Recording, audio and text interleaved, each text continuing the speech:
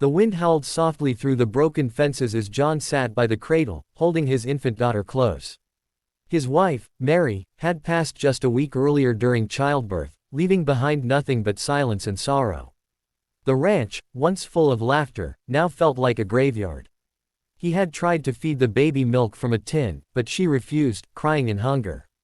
Each cry tore through his heart like a knife. Outside, the winter storm grew fierce, snow piling against the window. John wrapped his daughter in a blanket and whispered, "Don't give up on me, little one." He hadn't slept in days, and his body was weak, but he couldn't rest, not while she needed him. Then, through the sound of the storm, came an unexpected knock at the door. John hesitated. Visitors were rare this far out. He opened the door slowly, and there she was, a young woman wrapped in a wool shawl, her face pale from the cold. "I'm sorry," she said softly. "My wagon broke down nearby. May I come in?" Without thinking, he nodded, letting her step inside. She noticed the crying baby immediately and went silent. "Your wife?" she asked. John only nodded, eyes heavy with grief. The woman's gaze softened. "She's hungry," she said. "Let me help." Her voice carried a warmth John hadn't heard in weeks. As she took the baby gently into her arms, the little one stopped crying for the first time that night. John sat there, staring. A stranger had brought calm into the storm. The woman introduced herself as Clara.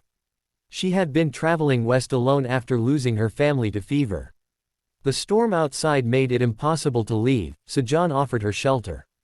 Days passed, and Clara helped with everything, feeding the baby, cooking meals, tending the fire. Slowly, laughter returned to the house. John began to speak more, sharing memories of Mary. Clara listened, never judging, only comforting. Sometimes he caught himself watching her as she rocked the baby by the firelight, humming softly. It wasn't love, not yet, but it was the first time in weeks he'd felt something other than pain. The baby smiled more. The ranch didn't feel so empty anymore. When the blizzard worsened, the ranch became cut off from town for days. Supplies ran low, and John feared they wouldn't make it through. But Clara's spirit never broke.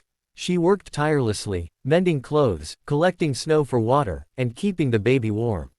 One night, when John nearly gave up, she said quietly, "You've already survived the worst. Don't stop now." Those words hit deep. He saw in her the same strength Mary had, but different, steadier, rooted in quiet courage. Together they endured, day after day, until the snow finally began to melt. Spring came, painting the prairie green once more. Clara stayed on even when the roads cleared. John couldn't bring himself to ask her to leave, and she didn't want to. One morning, as he watched her feeding the baby on the porch, sunlight catching her hair, he whispered, "You've saved us both." She smiled softly. "No," she said. "You just needed someone to remind you you're still alive." In that moment, John realized the truth. Sometimes, miracles don't come from heaven, they knock quietly on your door when you least expect them.